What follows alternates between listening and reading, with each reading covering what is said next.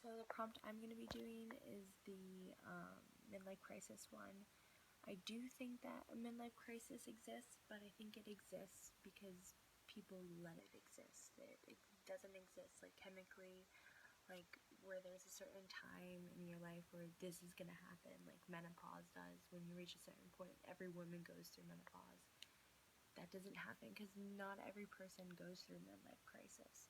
So it's not like it happens naturally. It's a naturally occurring thing. I think people have just come to say that it does happen because it's a way of making everyone feel better about it.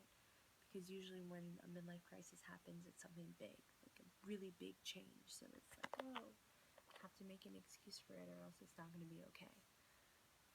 I would define a midlife crisis as halfway through a person's life. They have anxiety about their life and the way that their life is gone, or the direction it is going, or the direction it has gone. That's usually about like 50s, 60s, somewhere around there. They do something crazy, so like they'd buy a car, or they'd have an affair, or they'd get their boobs done, or stuff like that. Something crazy that you wouldn't expect from that person. It does happen.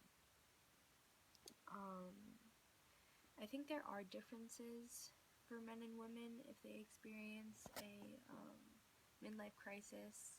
I think that women do it less to an extreme, so they'll do something that most women have done in their lifetimes, like they'll change their hair, or they'll go on a vacation, but not like a super grand vacation, or they'll get their boobs done, or they'll get Botox, lip injection, something. But I feel like when men have midlife crises, they go to the extremes. They buy super expensive cars that they maybe can or can't afford. They buy really expensive vacations.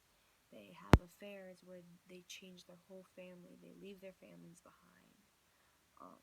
Obviously, that's taking to the major extreme. It's taking everything that you've done in life and kind of throwing it out the window. And I guess that's the point for them, is that they want a new life, so they're gonna change major things so that that change does happen. I do think that there are cultural differences, but more so in like, I feel like Spanish people have more affairs when they go through midlife crises, because what I see from my two sides of the family is I have one Spanish side from Nicaragua, and I have the Jamaican side that's basically everyone that we know from Jamaica has colonized here in America and is basically Americanized. So I see kind of two different sides, and what I see is that most people on American side, they have like the cars or the vacations or stuff like that. And then the Spanish side, most often than not, has the affairs. Of course, they also have the cars and stuff too, but the affairs are more dominant on the Spanish side, I feel. That's what I've seen. My uncle did that. He actually had like two midlife crises. Like he had one when he was